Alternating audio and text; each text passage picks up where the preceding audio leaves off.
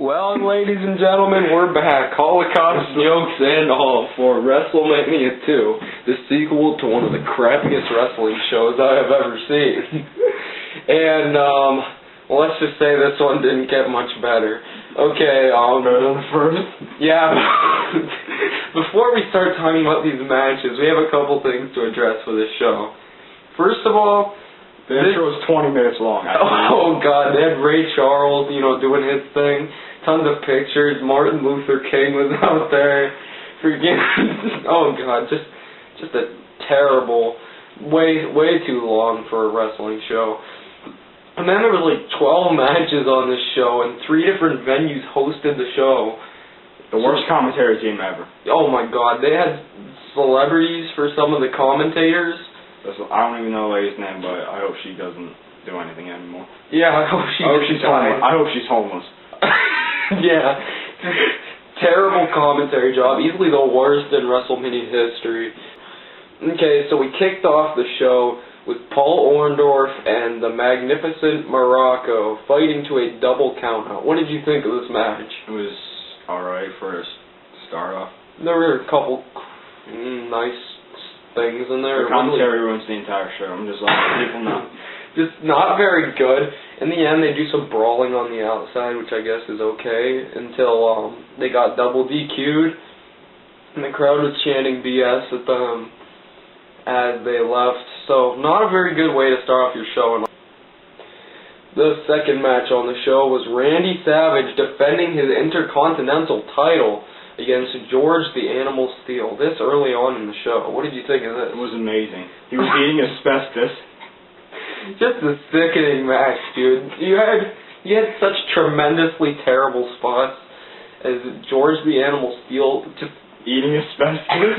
Yeah, the whole match. Eating the ring post, pushing the ring post into Savage's eyes, into his mouth. You had he grabbed the flowers at one point. He was just walloping on him with the flowers.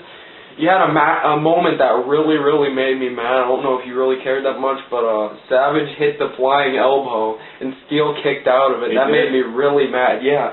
I was laughing too hard, probably. It ended on a roll-up, like a legit less than a minute later. So, just a really mediocre match. The storyline was okay going in. But not Macho Man wasn't there, so. Here's the deal, why in the heck is Macho Man facing a jabroni like George the Animal Steel? While Jake Roberts... Yeah, why ain't he in the Hall of Fame, first of all? I mean, we know the rumors about him and Stephanie and stuff, but seriously, put that all aside already, my God. Yeah, send me to Chris Benoit, but you'll hear plenty about that from me, so. Yeah, I don't support Benoit being in the Hall of Fame, but I'm sure we'll get into that on one of our future videos. Yeah, we will get into that. Yes, definitely. And then you had Jake Roberts facing a jobber. Why couldn't you have Jake Roberts versus Randy Savage? I'm sure it's heel versus heel, but what was his name? The personality stuff would clash pretty good. His name was George Wells. And he was just a black man. He looked like Virgil, kind of. Well, black people really generic moveset. Worked really stiff and not very good in the ring. Oh yeah, he put a snake on him, and that was hilarious. Poor snake. Yeah, the guy was like, white stuff was coming out of his mouth. The snake is suffocating him. Really cool DDT, of course. Jake's has the best DDT ever, of course. One of the best finishers ever, too. The way that the commentator girl was selling this, it made it better, but it made it worse. She was it was just so bad throughout the show. I won't even go on about that. And then match number 4, the main event of the first portion of the show, Mr. T versus Roddy Piper, and what seemed like a never-ending boxing match. What did you think of this one? It was okay, but I like the body slam, the cheapness. I enjoyed both of the promos going into this one, of course, and definitely for about 5 minutes it was entertaining, but then this thing really started to drag and they were taking it way too seriously. And there was no breaks like an actual boxing match. There was no rounds. Yeah, it was pretty lame. In the end, Piper just slammed Mr. T, but that was kind of cool because he slammed him on his head a little bit. Then he cut a promo about it, and he also called out Refrigerator Perry, which was pretty awesome. Yep. I'm a football dude, so yeah, of course I like the football dudes. I think the celebrity involvement on the show was easily a lot. Herb! Yeah. Jeez. Oh god, we won't get into that. Okay, then we moved to the Rosemont Horizon, where the show opened up with one of the shorter matches in WrestleMania history. Remember the Fabulous Moolah and Velvet McIntyre? It ended from a reversal from the top rope. Yes. Because of Warbow malfunction. Yeah, a booby slip. Barely. And then just None. a fat, old, out of shape, Fabulous Moolah climbing on top of. When was she ever in shape? I don't know anymore, dude. We're gonna get so much crap for talking about her if anybody watches these. Who cares? Yeah, who really cares? And then we got the flag match: Corporal Kurt Turner versus Nikolai Volkov. Should this have been Hacksaw? Yes. Ho! Ho! I don't even know if Hacksaw was in the company, like, at this time, but just what the heck, dude. Who won? Corporal Kirchner, of course. Yet again, Nikolai Volkov. Yeah, fantastic entrance with the singing of the national anthem. Got tons of heat. Yeah. Yeah. Very, very good at his job. Then we got what might have been the best match on the whole show. The 20-man Battle Royal featuring tons of football players and tons of wrestlers. Refrigerated. Dude, the refrigerator was awesome in this match. Oh my god, just so fun. Killer Bees were in there, but they couldn't even ruin it. Yeah, they couldn't even ruin how good this was. Sheiky Baby was in there. Zeke. He continued his amazing promo skills on that night. He was skinnier. We saw the good San Martino in action, Bruno. The original. He's looking a little older, but he's still great. If you ask me, the main event of the show probably should have been Bruno and Hogan. I think that would have been a really good kind of thing. You know, playing off the same kind of vibe that Rock and Cena have recently played off, where it's like the guy of the past versus the guy of the present. I think that would have been really cool. In the end, it came down to the Hitman and Andre the Giant. The Hart Foundation. Yeah. Who cares about Anvil? That if you want to talk about somebody who's never anything outside of the tag division, go Jim the Anvil Neidhart. Oh my god, just not very talented of a guy. In the end, Andre eliminates the Hitman. What did you think of this match overall? I liked it because the football dudes, but Andre the Giant again. Yeah. Just a big guy, nothing special. I kind of think it's cool that Andre won this actually, because that put him 2-0 at Mania. And if you look at Hogan, he was 2-0 too, so heading into their big clash at Mania 3, they're both undefeated. That will happen eventually. Yeah, we'll get to that. Andre, as far as things go, you could say that I'm just not a product of that time. Maybe I just don't get it, but I've seen a lot better big men in my day, I'm sorry.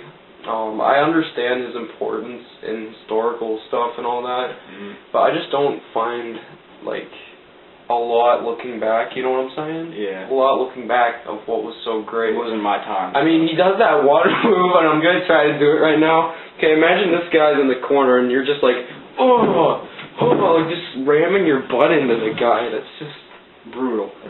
Yeah, it's not cool. It's not cool. We get called gay for being wrestling fans, and that's part of the reason why. Then we got the match that tons of people say is the best match on the show. The British Bulldogs versus the Dream Team. Ozzy Osbourne was in there too. Captain Lou. He's bad now. Jeez. Overrated. Not bad, but what did you think of the match? Match was alright. I like his promo at the end. As far as in-ring stuff goes, really solid work here. Good tag match, and I'm not a fan of tag matches, so. This actually main evented that portion of the show over the 20-man Battle Royal, which is kind of surprising.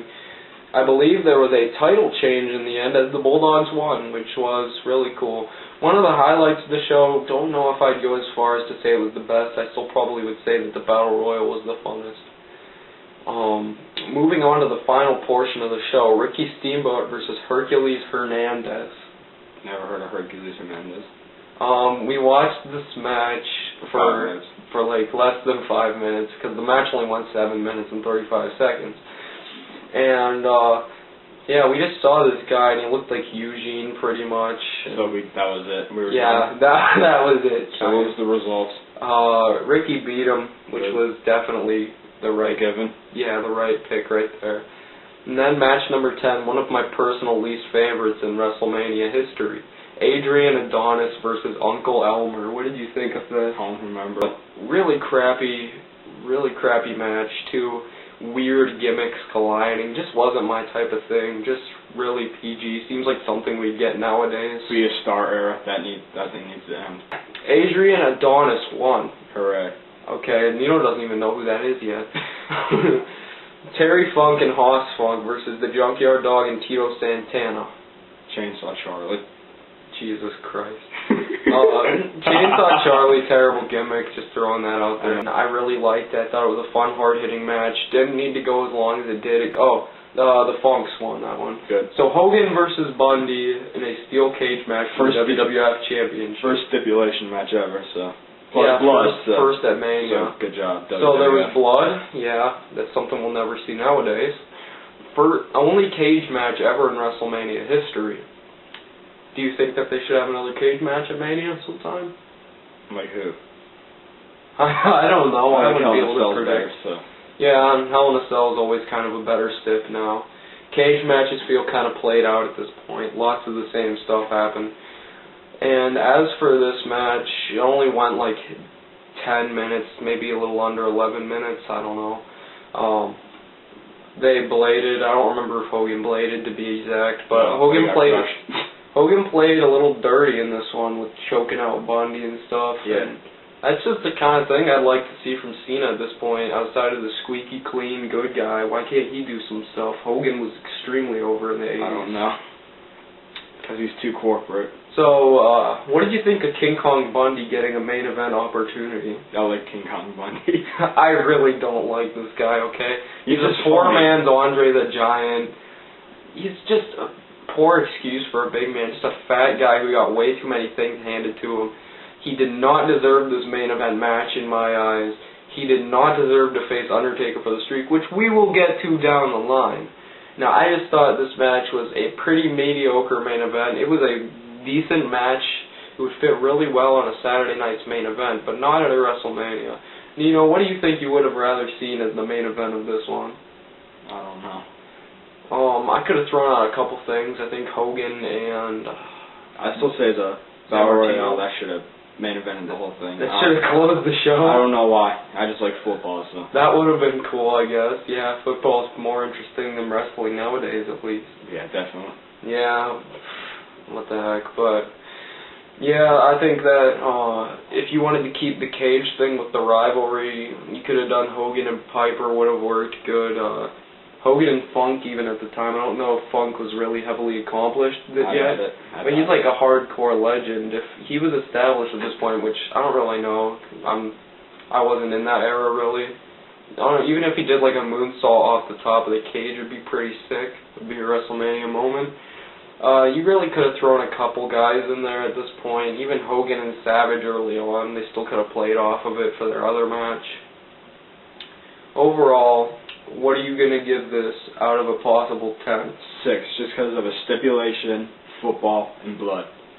Okay, I'm going to be nice about this one. I'm going to give this one a 5 because I thought there was good stuff on here, but it was just way too stretched out. They needed to compress the show a little bit. If this show was 2 or 3 hours, would it have worked a lot better? All the celebrity promos. Yeah, all the celebrity stuff. Yeah, take out all that crap. Just leave the good matches. Take out all the jobber matches. Just hold it under one venue so you don't feel like you have to spread your talent so thin. This could have been good. Instead it was just mediocre. I'm going to drop it with a 5 out of 10. So average our scores together, and that's a 5.5 out of 10 for this one. A little bit better than last year's, but still not very good for a WrestleMania.